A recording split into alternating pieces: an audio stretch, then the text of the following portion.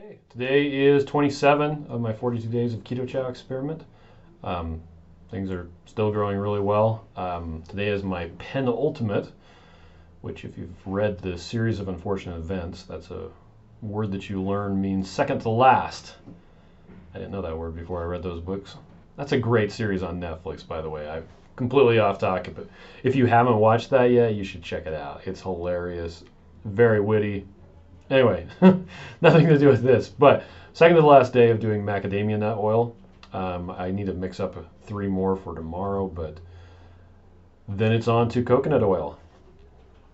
Here's to hoping. I did, like I said yesterday, I did smell the oil that I'm going to be using, and it does have a bit of a coconutty smell to it. The Carrington Farm stuff that I've used in the past, that I get from Walmart, doesn't have that, so if I run into an issue that first day, then I'll switch over to the Carrington Farm stuff. Whatever. Anyway, we got blood test results back. I have a link to the spreadsheet in the blog post that accompanies this. I might sneeze in just a second. Anyway, you can see the results that I'm getting back for this current test. It's in between the N and the S columns. And yeah, I mean, just looking at it really quick. So I have 3 test results back so far. I've got heavy cream, grapeseed oil, which is high in polyunsaturated fats, and then back to heavy cream again. So I had a pretty high LDL-P, which is the particle count, when I started off with the heavy cream, and then that went down as expected with the polyunsaturated, and then it started to come back up again with the heavy cream. Now, once again, that's not a big deal, but it is interesting nonetheless. The LDL-C, which is the total amount of cholesterol, that went down, and then it came back up again, just like expected. My HDL-C, it came down and it's coming back up again, and that's the funny thing about polyunsaturated fatty acids. They lower your cholesterol. They also lower your HDL cholesterol, which is the stuff that you want more of. Having 52 before wasn't too bad. Now I only have 49, and when I was doing the PUFAs, I was only 44.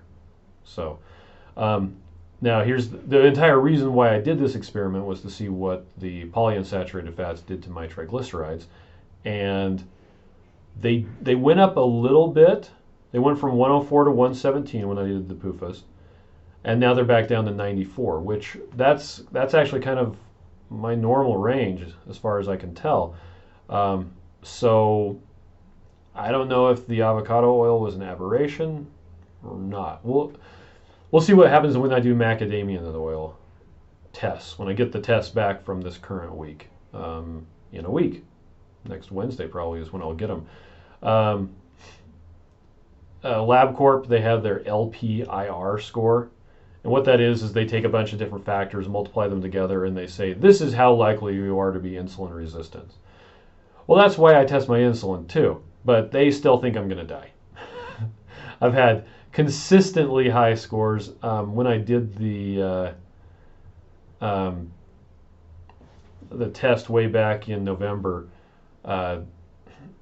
with avocado oil, that's when I got the really high one, and they actually said I had a score of 99. So, whatever.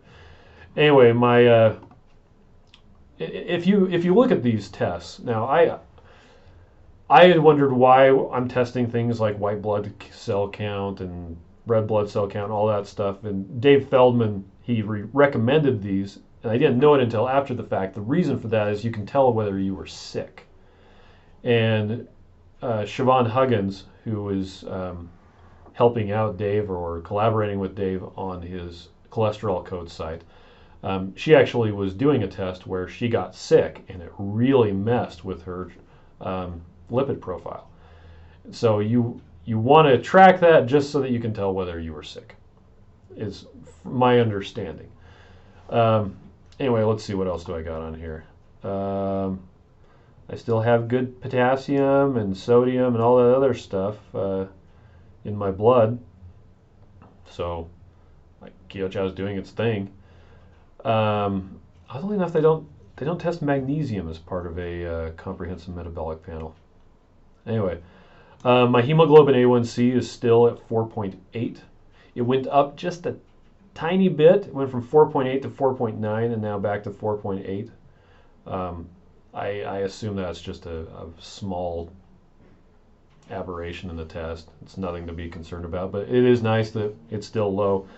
My cortisol is higher. Now, cortisol is a marker of inflammation, like of stress. So evidently I was under a bit more stress. Now, one of the ladies who was doing, we're doing an N=3 on Keto Chow only for 4 weeks. And she exercises every morning, not too long before she gets her test taken.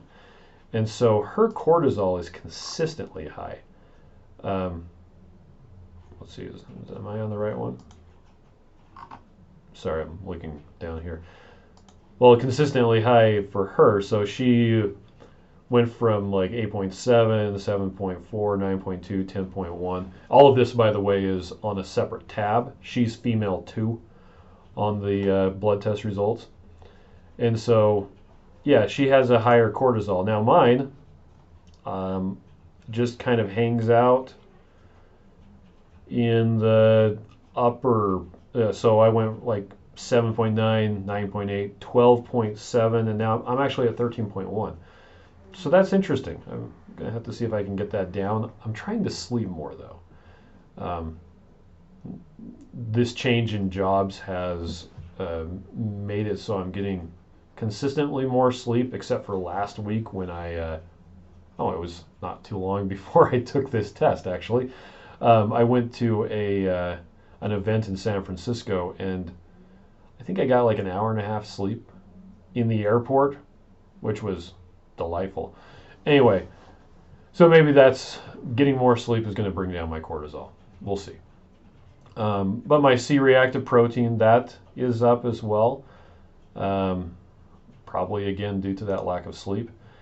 And my fasting insulin, so when I started with heavy cream, I was at 4.4.